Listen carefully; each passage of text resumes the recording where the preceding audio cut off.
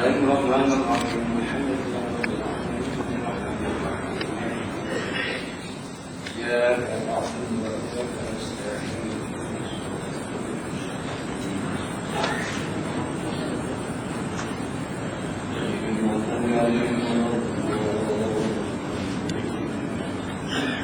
الحمد لله رب العالمين والصلاة والسلام على سيدنا محمد وعلى آله وصحبه رب اشرح لي صدري ويسر لي أمري لساني يفقهوا سبحانك لا علم لنا إلا ما علمتنا إنك أنت العليم الحكيم قال المؤلف رحمه الله Surah 45. Dan makna tabiat itu bahawa jadi daripada sesuatu itu oleh sesuatu yang lain dengan tabiatnya, yakni dengan hakikatnya. Baiklah. Masih lagi kita belajar ilmu usuluddin, satu ilmu yang membawa kita mengenal Allah Subhanahu wa Ta'ala, dan juga ilmu mengenal Rasul-Rasul, dan juga ilmu mengenal perkara yang waqi', iaitulah tentang hari akhirat. Ada belakang dari ilmu usuluddin. Jadi baik, salah satu daripada ilmu yang wajib di atas kita ialah ilmu usuluddin, ilmu mengenal Allah, iaitu mengenal perkara yang wajib bagi Allah, perkara yang mustahil atas Allah, dan perkara yang harus pada Allah. Tiga perkara yang kita nak tahu adalah sifat mengenal Allah.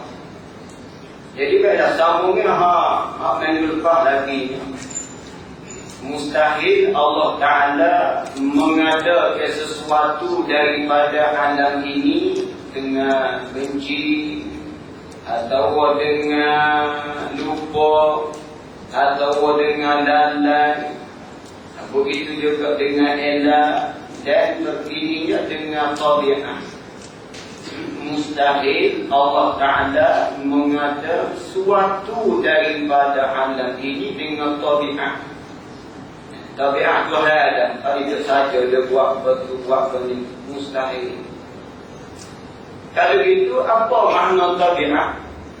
Dan makna tabiat itu bahawa jadi daripada sesuatu itu oleh sesuatu yang lain dengan tabiatnya, yakni dengan hakikatnya.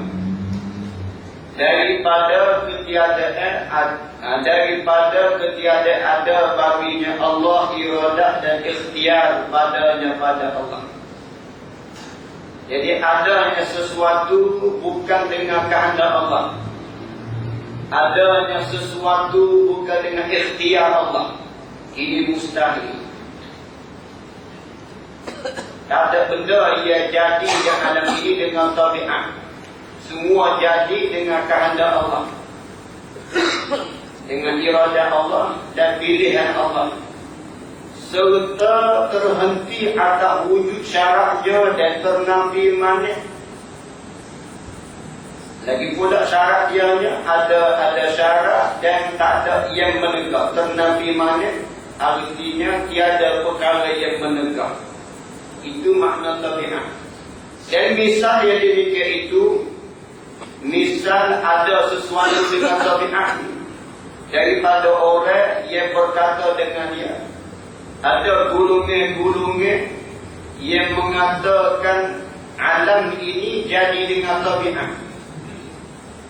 Ada puak-puak yang mengatakan alam ini jadi dengan tabiat, bukan dengan kehendak Allah dah. Ini gulungan-gulungan yang sesat, firqah yang sesat, yang mengata alam ini ada dengan tabiat. Pasal ada buah kayu masuk dengan sendiri.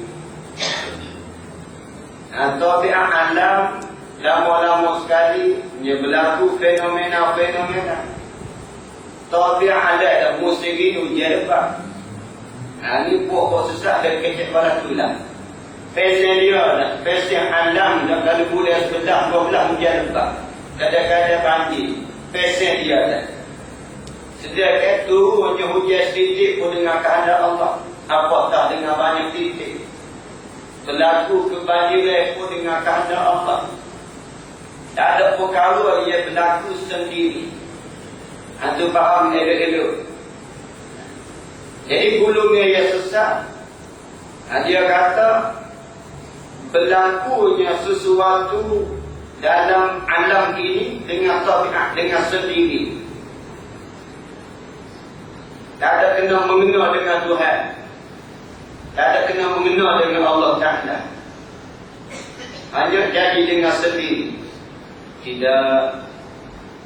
Tak ada benda yang jadi dengan sendiri. Semuanya diiradatilah dengan kehendak Allah. Jadi baik orang sesat dia kecek badan telah dikiki oleh Allah Ta'ala akan mereka itu. Ini doa dua kita kepada gulungan-gulungan yang mengatakan alam ini jadi dengan sendiri. Seperti barang yang sabit pada api. Api lah api yang kita buat bakas apa. Maka bahawasanya api ini memberi bekas daripada mereka itu orang yang berkata pada menganguskan dengan tabiatnya dan hakikatnya. Jadi ada gulungan-gulungan yang sesat mengatakan dari jika api boleh mengangus. Apilah yang menganguskan kertas kering contoh. Bukan Allah yang menghangus api. Hanya api sendirilah yang menghangus kertas. Dengan makna api mengadakan hangus itu dengan sendirinya. Bukan dengan kehendak Allah dah. Ini pokok sesat. Sebab tu kecek kita ni kena jaga juga. Musim-musim gini, orang-orang Kelantan panggil musim tengkujuk. Betul ada segi musim itu kan. Pesen dia ada musim-musim gini kat hujan sama. Tidak pesen dia itu dengan kehendak Allah. Dengan kehendak Allah. Ada juga tak hujan langsung pada. Hujan sama pada. Tengok Kedah banjir. Bukan setakat nak bila raya banjir pada. Boleh agak banjir. Tak ada banjir Kelantan, tak ada banjir lagi. Hanya hujan sahaja. Ini dengan ketentuan Allah belakang. Bukan fenomena ada. Juga kemudiannya, tetapi ini kata pok sesat lagi. Tetapi pada ketika wujud syarat ada syarat. Mana syarat? Iaitu syarat bersentuh. Api sentuh dengan letak, barulah letak anu. Kalau api tak sentuh letak, tak anu juga kata. Dan ternapi manik tak ada perkara yang menegak. Manik artinya tak ada perkara yang menegak. Apa dia itu basah. Api kalau sentuh dengan getah yang basah tak anu juga. Sentuh dah tapi getah basah tak anu juga.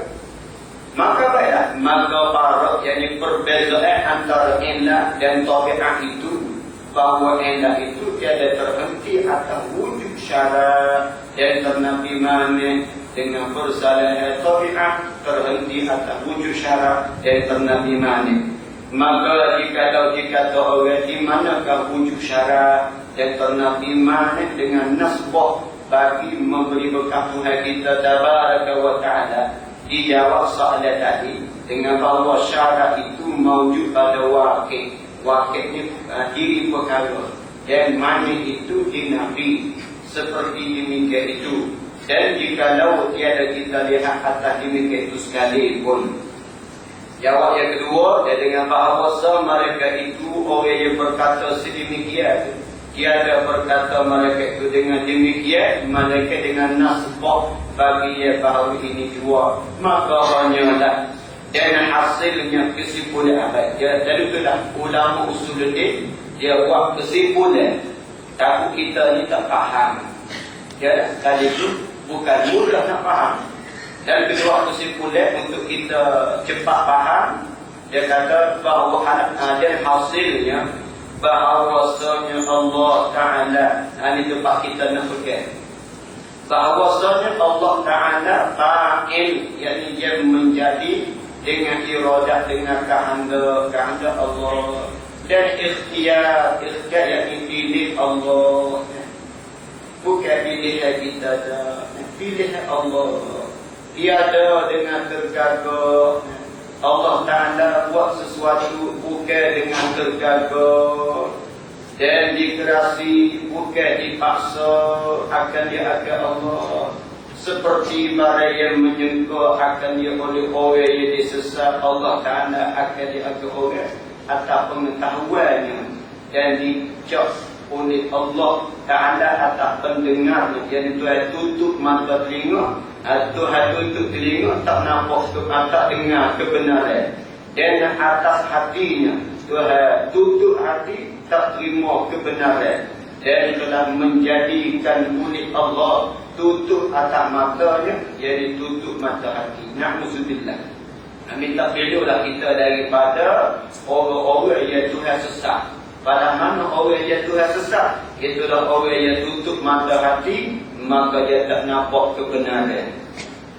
Tutup mata, tak nampak mana dia nak pergi belajar agama. Tuhan tutup telinga, tak sedengar ilmu-ilmu agama. Maka orang ni sesat. Inilah orang yang Tuhan kata sesat, maka Tuhan tutup saluran-saluran tertentu, maka tak dapat hidayah. Na'udzubillah. Inna Allah yaf'alu ma yurid. Sesungguhnya Allah, dia buat apa yang dia kehendak.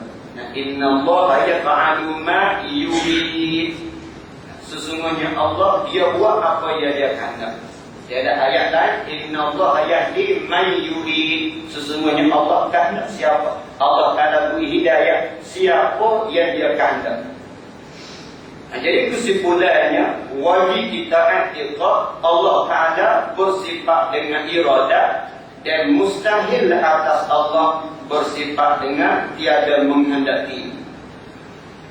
Dan kata musannif, wa kaza yastahilu alaihi ta'ala al-jahlu wa ma fi ma'nahu bi ma'lumin ma. Itu matang dia. Dan yang kesembilan daripada yang mustahil atas Allah. Kita dah belajar perkara yang mustahil atas Allah. Perkara yang tidak ada sama sekali atas Allah, jahil. Mustahil Allah Ta'ala jahil. Hanya wajib atas Allah Ta'ala bersifat dengan ilmu, artinya mengetahui. Mustahil atas Allah Ta'ala jahil. Apa makna jahil? Artinya tiada mendapat akan sesuatu, tak tahu ke satu, itulah jahil. Tiada berbetulan dengan hakikatnya, ini pun jahil juga. Kita tahu satu benda tak tepat dengan satu benda, itu pun jahil juga. Dan barang yang pada maknanya makna jahil, perkara yang serupa jahil juga. Dengan maklum, barang mana maklum ada dia. Artinya, tengok tafsir je pula. Dan demikian lagi, mustahil atas Allah Ta'ala itu jahil. Mustahil Allah Ta'ala bersifat dengan jahil. Mustahil Allah Ta'ala kita tak tahu. Sama ada jahil basi. Kenapa dia jahil basi? Cuba perhati elok-elok. Artinya jahil yang tiada bersusun. Barang mana? Iaitu tiada mendapat akan sesuatu. Kita tak erti ilmu usuluddin, ini jahil basi. Kita tahu kita ni tak erti, tapi tak si belajar juga. Yang panggil jahil basi. Dia sedar kata dia ni tak erti semaya. Dia tahu dia ni wajib semaya. Dan dia pun tak erti cara semaya. Tapi tak usah belajar lagi. Ini jahil basi. Orang jahil basi, orang yang sedar, dia tak tahu satu-satu benda, tapi dia tidak berusaha untuk nak belajar tahu. Itu jahil basi. Dia sedar dirinya tak reti, tapi tak sempat belajar. Itu jahil basi. Henggo sikit, henggo pun dosa. Kita jahil dari perkara-perkara ilmu usuluddin ini dosa.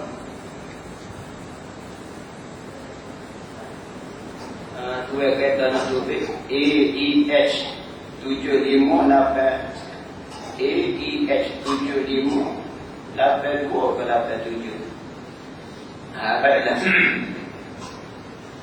Itu makna jahil basi. Atau jahil murakkab.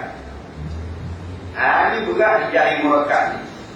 Murakkab iaitu ia bersusun. Murakkab bahasa Arab bahasa kita bersusun.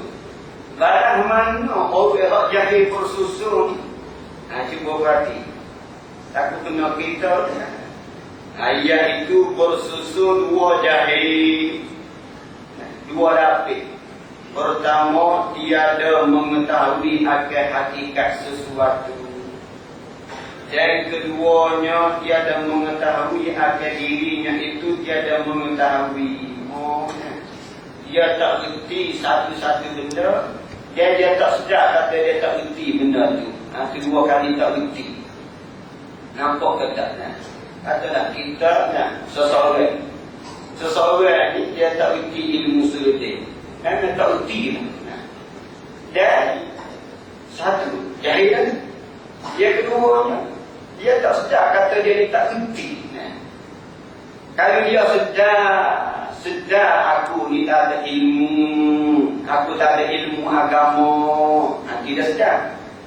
Tapi tak segi belajar. Itu jahil lagi. Satu lagi langsung ilmu agama pun dia tak reti. Dia tak nampak kata dia ni tak reti ilmu agama. Dua kali tak reti.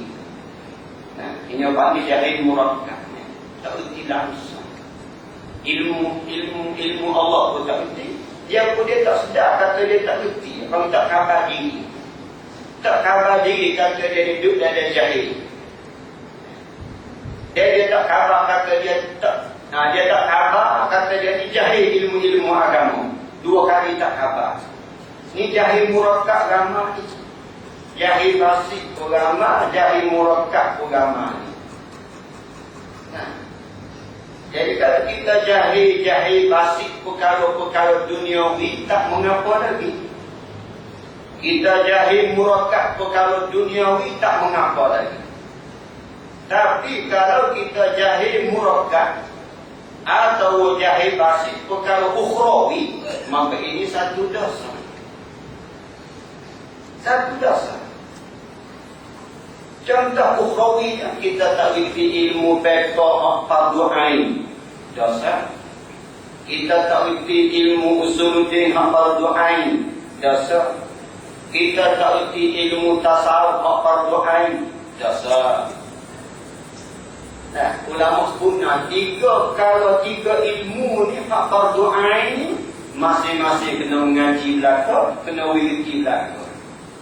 Setiap individu mesti mengaji tiga ilmu asas. Asas tauhid, asas ilmu fiqh, asas ilmu usuluddin, asas ilmu tasawuf. Atau fardu ain ilmu fiqh, fardu ain ilmu usuluddin, fardu ain ilmu tasawuf. Dia ada sakat ulama sakat dah. Ni sakat sukat fardu ain ilmu usuluddin. Selebihnya fardu kifayah. Sukat ni fardu ain ilmu fiqh. Selebih lagi fardu kifayah. Fardu kifayah ni ada dalam agama, ada seorang uti lepaslah dosa belaka. Ni ilmu tasawuf. Sukat sebanyak ni fardu ain, tiap-tiap individu yang mukallaf kena tahu. Selebih lagi itu fardu kifayah. Dia ada sukat dia. Setiap ilmu ada sukat dia fardu ain dan ada sukat dia fardu kifayah. Maka hukum ilmu fardu ain, setiap individu yang sudah mukallaf kena mengaji belaka. Ada pun fardu kifayah, tak apalah belakang pun asalkan ada seorang dua yang mengaji fardu kifayah. Cepatlah dosa ramai-ramai. Itu baik. Sebab itulah, ilmu fardu ain kita kena tekan, diri kita kena tekan bermakna biar lepas jahil kita dengan Allah. Baik jahil pasif ke kita taksir, jahil murakkab pun kita taksirnya. Orang belajar panggil jahil Turki dengan jahil rokong. Jahil Turki ni boleh kira lagi lekat juga kalau berubah benda mana. Jahil rokong ni kat pelotong dulu. Kanan pun pelotong, kiri pun pelotong. Tiup anu kat duit pun pada mulai dengan. Tiup ni duit anu. Tapi jahil Turki ni tiup ni dah sekat juga muka-muka ada buku. Kalau jahil pasif. Jahil murakkab ni pelotong sungguh ni. Kiri kanan tak ada bersatu. Ini bukan. Jadi sebagai nasihatnya, setiap individu yang kita sudah mukadam, kita tekanlah diri kita untuk mengaji fardu ain. Soal reti dia tak reti, kohor dulu. Daripada kurang kita telah menunai perintah Allah belajar ilmu fardu ain.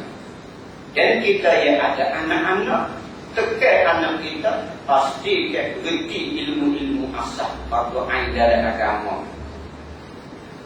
Kerana ada ibu bapa yang sangat menekan SPM terhadap anak-anak. Tekan anak, paksa anak, kita kena sedar.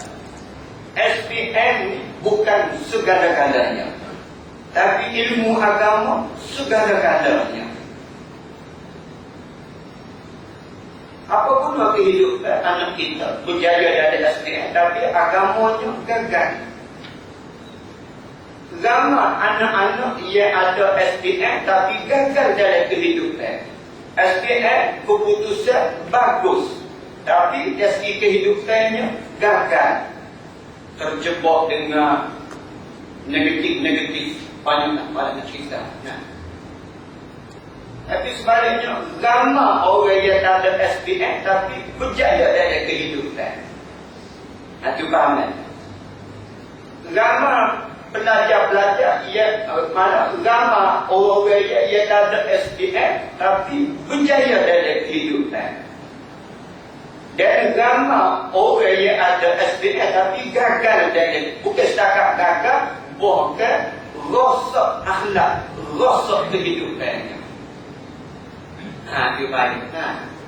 Kita sebagai orang tua, kadang-kadang kita orang tua ni kita tekan anak. Mu ni kalau tak dulu SPM, besar sesak nak kerja ke apa?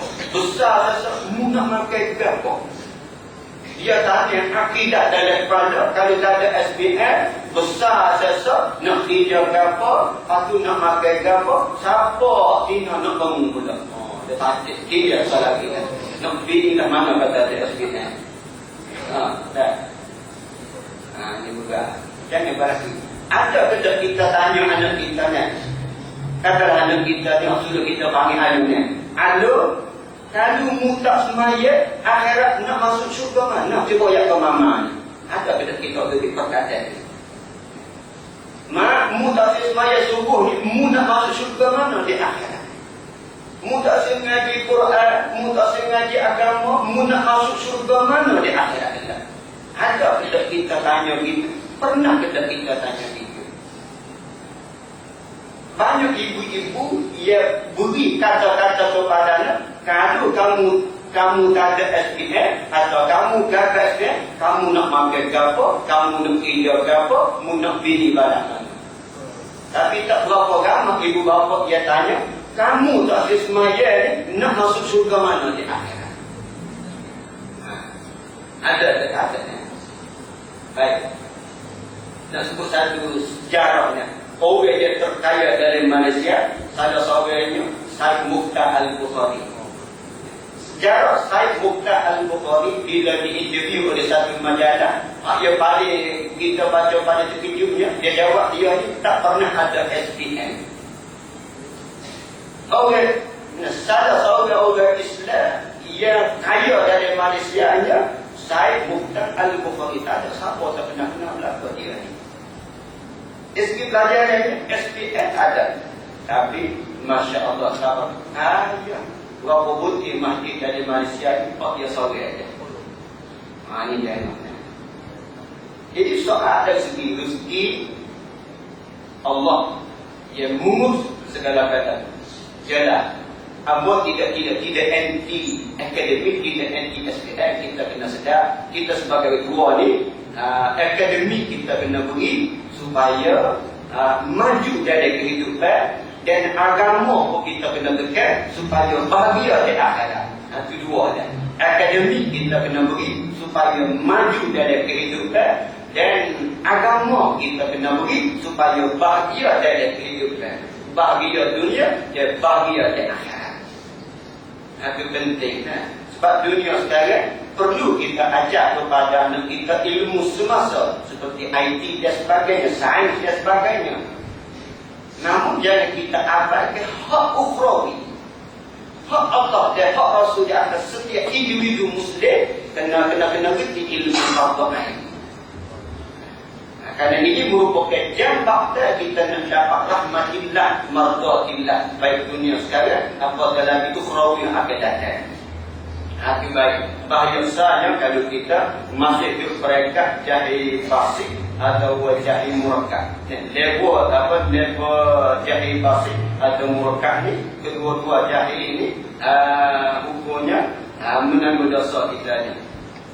Akibat usaha dan kita ni keluar daripada jahil murakkab dan keluar daripada jahil fasik. Akibat dan habis itu.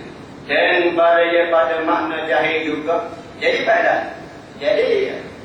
jahil basi, jahil murakkab mustahil atas Allah. Itu jangan ceritanya. Dua jahil sama sekali tak ada pada Allah Subhanahu Wa Taala. Adapun kita tak lepas daripada dua jahil tadi. Dan pada makna jahil serupa jahil juga. Seperti zan.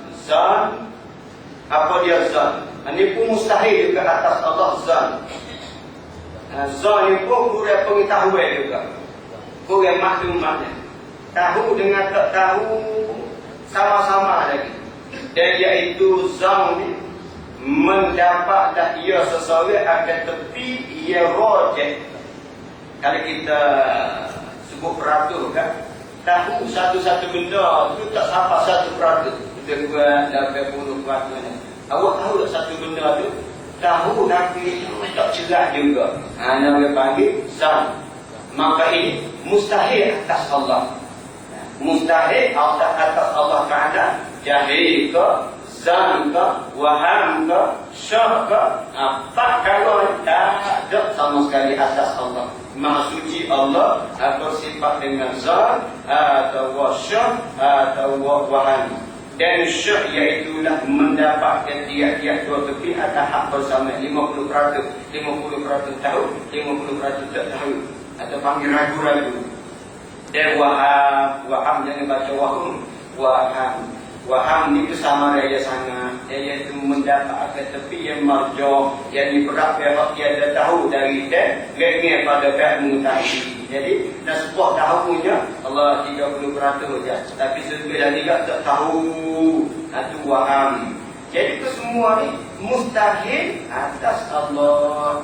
Dan setengah daripada makna jahil itu keadaan ilmunya, ilmu Allah itu daruri. Daruri ini artinya mudah. Atau nazari, yakni payah. Badihi, nazari, badihi. Nazari badihi ini artinya mengetahui dengan sekaligus. Atau kasbi, yakni bahasa usaha. Ini pun mustahil ke atas Allah Ta'ala. Maka yang pertama iaitu ilmu daruri, ilmu cara mudah. Diitlaq akan dia atas barang yang hasil, yakni dapat ilmu itu dengan tiada nazar, tak payah fikir, tak payah tilik, dapat secara mudah. Dan tiada mengambil dalih, tak perlu kepada hujah-hujah, tak perlu kepada fakta-fakta. Ini pun mustahil atas Allah. Seperti mengetahui ada satu itu setengah daripada dua, satu ini separuh daripada dua. Itu Allah tahulah keadaan. Maka Allah Ta'ala tidak bersifat sedemikian. Allah Ta'ala sempurnanya ilmu dia. Ada pun kita terdedah. Kita ni asal mari daripada tak tahu belakang. Wallahu akhrajakum min butuni ummahatikum la ta'lamuna syai'an. Tak tahu dah satu, semua tak tahu belakang. Bukan setakat tak tahu kita ni baru beranak, jangan kena tahu. Kecek pun tak ada lagi. Bukan bisu tapi kita orang kali kecek kan. Sekadar kriya je. Kriya, ketawa. Naik besar sikit ni kalau makan dia bunyi ke. Makan tu ke. Kalau ibu, bu. Kalau bapa, pa. Terti lagi. Bila besar sikit kau dah makan. Ibu. Itu. Kau naik ke atas. Itu kita. Baik. Maka ada kalanya kita nak dapat satu-satu ilmu dengan cara mudah, ada kala dengan cara payah. Ini manusia atau makhluk gitulah. Adapun Allah Ta'ala tidak sedemikian. Dan diitlaqkan, diistimalkan dia ada ilmu atas barang yang menyertai yang akan darurah. Darurah yang mudah. Diitlaq bahasa kita kan digunakan. Digunakan juga ilmu daruri ini atas barang yang menyertai yang akan darurah, akan mudah, seperti ilmu yang hasil dengan menakuti dan pukul umpamanya. Kadang-kadang juga kita sebagai pok, bila kita diutuh anak kita belajar tu pok malu. Ada juga sebab itulah ilmu ni bukan mudah. Apa tu Nabi bersabda, innamal ilmu bitta'allum. Sesungguhnya nak dapat ilmu ni dengan belajar. Oh, kena ada guru, kena ada kitab. Kalau kita ngaji kitab kena makan masa. Al-ilmu la yasul illa bituli zaman. Ilmu ni tak sesuai dengan panjang masa. Lepas tu kita kena tubuh kepada pengsyarat yang sedang mensyarat ilmu. Jadi kalau kita nak ilmu, kita mari lewat-lewat. Dah lewat, duduk belakang, celah ingat tu pula dah. Hai, nampak kaya dah begitu. Kadang-kadang manusia ada kalau bak ilmu, bukan setakat semaya yang masbuk. Mari tempat mengajar pun masbuk juga. Bukan. Dah semaya pun masbuk. Mari mengaji pun masbuk juga. Dah mana masbuk ni? Ustaz nak sudah 5 minit dia terkelik. Pak, baru siapa? Dia panggil masbuk ni. Mengaji masbuk ni. Kalau semaya masbuk dia bagi tak dia rakaat dah. Dia memang sudah dia tahiyat akhir baru dia sapa. Itu masbuk juga, masbuk semaya juga. Ada juga masbuk dalam mengaji ni pada juga orang yang sudah baru sapa. Jadi nampak unik dan ada kata nampak unik. Ada ilmu di baju, sungguh, tanda-tanda sungguh bagi awal, tubuh, cuba memahami satu persatu. Kemudian kalau tak faham, dia tanya pula tempat mengajar. Ini orang ya, cara-cara nak berilmu. Bukan sekadar tata tengok mengisi pahala saja dah. Itu baik. Dan pukul umpamanya dia iaitu dengan makna yang dua itulah mustahil atas Allah. Mustahil Allah Ta'ala ni bahasa ilmu mudah, ilmu baik tak ada kerana menyerunya agar darurah dan terdahulu jahil. Adapun dengan makna yang pertama, jadi Allah Ta'ala bersifat dengan ilmu. Sebelum makhluk ni ada, Tuhan ada ilmu dah. Sebelum Tuhan buat apa-apa, Allah Ta'ala sudah bersifat dengan ilmu, dengan mengetahui. Kalau sekiranya Tuhan tak buat bersatu pun, dia je ada, dia ada sifat-sifatnya. Maka termasuk dan ilmu pun ada dah masa itu. Ini kan sempurnanya ilmu Allah Ta'ala. Tidak didahului oleh kejahilan. Ada pun kita kita pun ada kejayaan. Baik kita ustaz ke, tuk guru ke, tuk khatib ke, doktor ke, profesor ke, lecturer ke, semua didahului oleh kejahilan. Semua didahului oleh kejahilan. Itu baik. Dan ada pun dengan makna yang pertama, maka iaitu yang pertama, dan jika ada sok kehendaknya pada hak Allah Ta'ala sekalipun, kerana rasa ilmunya dia ada hasil dengan nazar, dengan ilmu dan istidlal.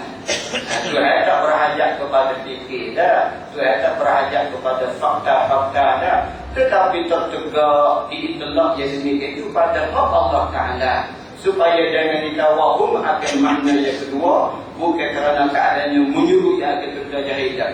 Dan yang kedua iaitu ilmu nazar. Nazar di bahasa kita fikir diri. Nak dapat satu ilmu kena kaji. Para yang hasil dengan sabak nazar dan mengambil dalil, cari fakta-fakta.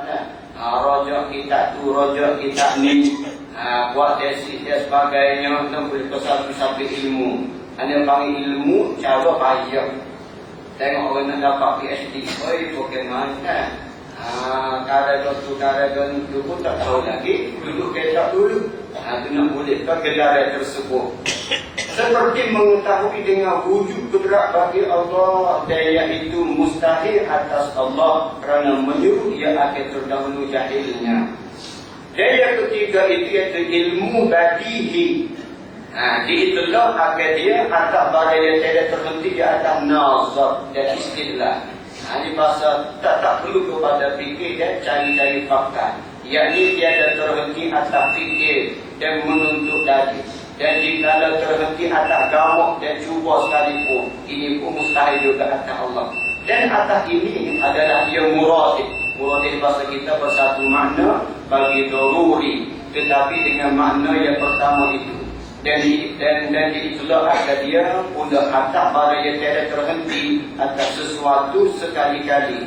Dan atas ini adalah ia akhas daripada daruri, dengan maknanya ia disebut. Dan zahir bahawasanya atas tiap-tiap daripada dua itulah itu tiada mustahil pada Allah. Tetapi adalah ia dikatakan badahun nafsu al-amra. Artinya apabila datang dia akan dia bersegera daripada kejadian mendahului ingatnya, ingatkan nasdaya tertegak itlaknya pada hak Allah Ta'ala.